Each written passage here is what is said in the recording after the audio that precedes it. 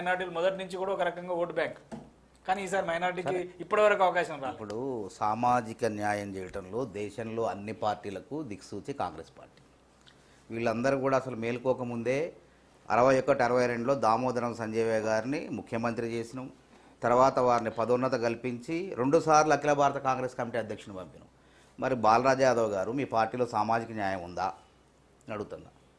ఇంత పెద్ద ఎత్తున తరతరాలుగా సంవత్సరాలుగా సామాజిక న్యాయం చేసుకుంటూ అణగారిన వర్గాల వాళ్ళకి రాజ్యాధికారం కల్పించుకుంటూ ముందుకు పోతే కొంచెం జాప్యం అయితే దీన్ని ప్రశ్నిస్తున్నారు మీరు. నేను ఏమంటున్నా, కేసీఆర్ గారు రెండోసారి ముఖ్యమంత్రి అయిన తర్వాత మహమూద్ అలీ గారు, కేసీఆర్ గారు మాత్రమే 6 నెలల పాటు అక్కడ కూర్చున్నారు. వేరే వాళ్ళు ఎవ్వరికి మంత్రి పదవులు. గతంలో మహిళా లేకుండానే మహిళా శాఖ మంత్రిని కూడా తుమ్మల నాగేశ్వరరావు గారికి ఇచ్చారు. విచిత్రమైన అంశం ఏంటంటే, కానీ అట్లా లేదు. ఈరోజు 2 మాలలు, 2 మాదిగలు, బీసీలు 1 వాకాటి శ్రీహరి గారితో పాటు. అదేవిధంగా ఎందుకు వచ్చింది ఈ మార్పు అని అంటే, దేశంలో కులగణన చేయాలని చెప్పి రాహుల్ గాంధీ గారు పెద్ద ఎత్తున పోరాటం చేశారు. కులగణన పోరాటం నడుస్తున్న తరుణంలో రాష్ట్రంలో దాన్ని అమలు చేసి ఢిల్లీకి పంపించను.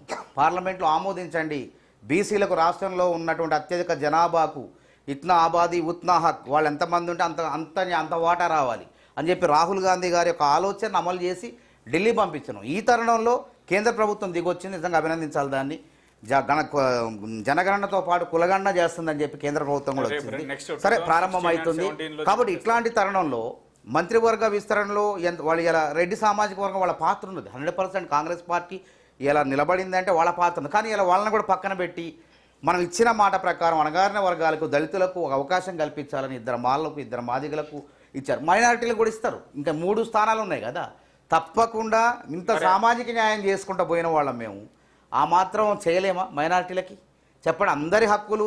ఇది ఏ పార్టీ? ఇది సెక్యులర్ పార్టీ, లౌకికవాద భావాలున్న పార్టీలో మైనార్టీలకు ఉంటుంది, గిరిజనులకు ఉంటుంది, అన్ని వర్గాల సబ్బండ వర్గాల వాళ్ళకు కూడా వాళ్ళకైనా శాఖలు కేటాయించాలంటే ఢిల్లీ వాళ్ళు తప్పదు. అది జాతీయ పార్టీలో సాంప్రదాయం. ముఖ్యమంత్రులు కూర్చొని నిర్ణయం తీసుకోదు కాదు. ఢిల్లీ అధిష్టానం ఏదైనా కానీ, బీజేపీ అయినా ఏదైనా సరే, ఇప్పుడు వాళ్ళ దాంట్లో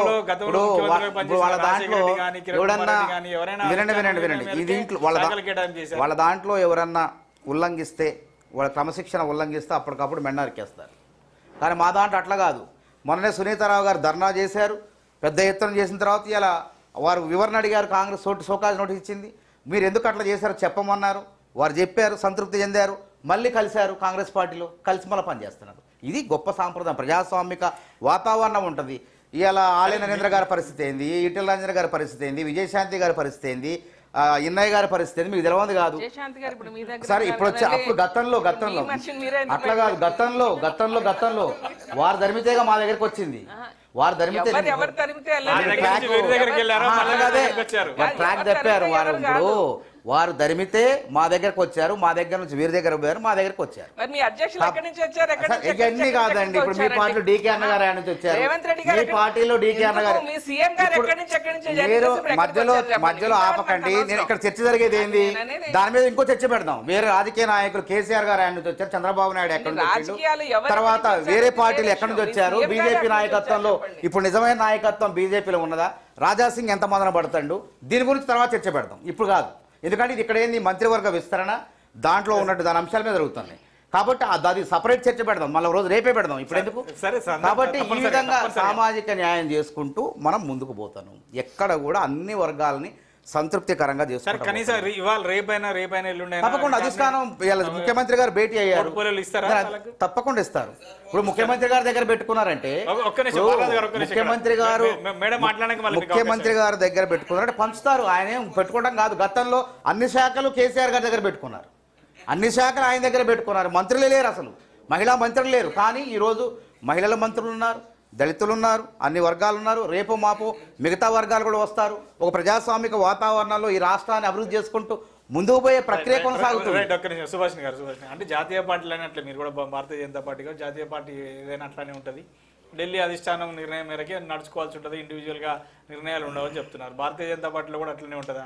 అంటే అన్ని పార్టీస్ కొంచెం నేషనల్ కన్సెన్సస్ అయితే కంపల్సరీ తీసుకుంటాయండి, దానిలో ఏమి సెకండ్ థాట్ లేదు. కాకపోతే ఇక్కడ తేడా ఎక్కడ వస్తుందంటే అసలు ఇప్పుడు మీనాక్షి నటరాజన్ గారు వచ్చినాక ఈయన సీఎం ఆవిడ సీఎం కూడా మాకు కన్ఫ్యూజ్ అయిపోతున్నాం. అంటే అంటే మీరు ఢిల్లీ నుంచి వేసిన ఒక మనిషి మాకే ఇక్కడ స్టేట్ లో కన్ఫ్యూజన్ తెచ్చే స్థాయికి వచ్చేసిందంటే దట్ ఈస్ సంథింగ్ క్వశ్చనబుల్ అన్న నా అభిప్రాయం. ఎందుకంటే టీవీ మేము ఓపెన్ చేయంగానే రేవంత్ రెడ్డి గారి పక్కన మ్యాండేటరీ ఆవిడ ఉంటారు. ఈ క్యాబినెట్ ఎక్స్పాన్షన్ కూడా ఎప్పుడు జరగడం మొదలెట్టింది, ఎప్పుడు ఆవిడ మానిటరింగ్ చేయడానికి వచ్చినాక this discussion of cabinet expansion start అయిందండి. అప్పటిదాకా అసలు జరగల.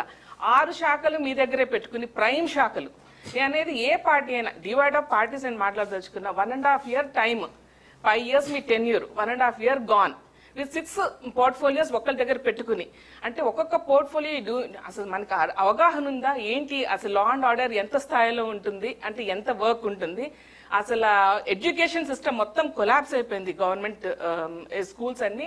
ఇవన్నీ కూడా ఒక మనిషి చేయడానికే సరిపోయిన 5 సంవత్సరాలు 6 పోర్ట్ఫోలియోస్ 1.5 year ఒక మనిషి మన చేతిలో పెట్టుకుని మనం నడుపుదాం అనుకుంటే what justice we will do అండి.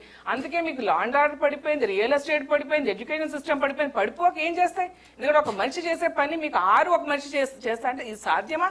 Other that he has other priorities are CM also. కాబట్టి ఇవన్నీ పెట్టుకుని ఒక్కొక్కటి 30+ పోర్ట్ఫోలియోస్ మీరు 18 మందికి ఇవ్వాల్సింది పోయి 12 మందికి ఇచ్చి మీరు ఇంకా రిజల్ట్ రాలేదంటే మన ఆన్సర్ అలాగే ఉంటుంది. అందుకని కాబట్టి డివైడ్ ఆఫ్ పార్టీస్ నేను చెప్పదలుచుకుంటే ఎవ్రీ డే కౌంట్స్ అండి. You are given the power for to work every day for 5 years. మనం ఇన్ని పోర్ట్ఫోలియోస్ ఎన్నికల సంవత్సరమే పోతుంది, 1.5 year పోయింది, ఇంకా 1 year 7 months పోయింది, ఇంకా మిగతా ముగ్గురు ఎప్పుడు కూర్చోబెడతారో కూడా మనకు తెలియదు.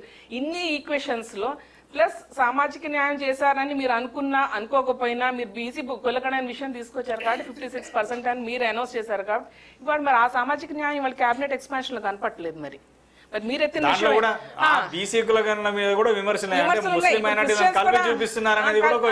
చూపిస్తారు, క్రిస్టియన్స్ పూర్తిగా కౌంటే చేయలేదు, దాని ప్రాతిపదికగా అదొక పెద్ద డిబేట్ అండి. కానీ దాని ప్రాతిపదిక కూడా ఇవాళ మీ 9వ 10 ఇవ్వాలిగా. మరి మీ కులగణ లెక్కలే మీరే సపోర్ట్ చేయకపోతే మరి ఎవరు సపోర్ట్ చేస్తారు దాన్ని? నెక్స్ట్ థింగ్ ఇస్ అసలు ఇప్పుడు హైదరాబాద్ రంగారెడ్డి జిల్లాలో అయితే ఆల్మోస్ట్ 50% ఆఫ్ తెలంగాణ పాపులేషన్ అండి. Where is representation? ఇక్కడ నుంచి రిప్రజెంటేషన్ ఏది, ఇక్కడ నుంచి వాయిస్ ఏది? ఇది వ్యాలిడ్ పాయింట్ నిజంగా. హైదరాబాద్ పరిధిలో ఉన్న వాళ్ళకు ఒక అవకాశం ఇవ్వాలి.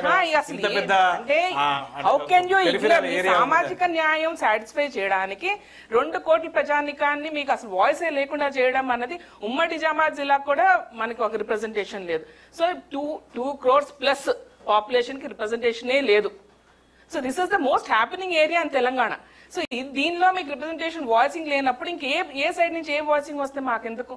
As common man I'm not happy with this. సామాజిక న్యాయం చేసి ఉంటారు మీరు అనుకున్నా, మేము జియోపొలిటికల్ ఈక్వేషన్స్ లో మాత్రం అటర్ ఫెయిల్యూర్ అని చెప్పి మేము అనుకుంటున్నాం. రైట్ మీరు చాలా సీనియర్ జర్నలిస్ట్, చాలా క్యాబినెట్ చూశారు, చాలా మంత్రివర్గ విస్తరణ చూశారు. అంటే గతంలో కూడా కాంగ్రెస్ పార్టీలో స్టాల్వర్డ్ లాంటి నాయకులు సీఎంలుగా పనిచేశారు. అది కోట్ల వ్యవస్థ రెడ్డి కావచ్చు, చెన్నారెడ్డి కావచ్చు, రాజశేఖర రెడ్డి, కిరణ్ కుమార్ రెడ్డి, రోజా లాంటి వాళ్ళు. సరే, కాంగ్రెస్ పార్టీలో సహజంగానే అధిష్టానం లేదు, ఏది నడవదు, ఏ ఒక అడుగు కూడా ముందు వేయలేదు.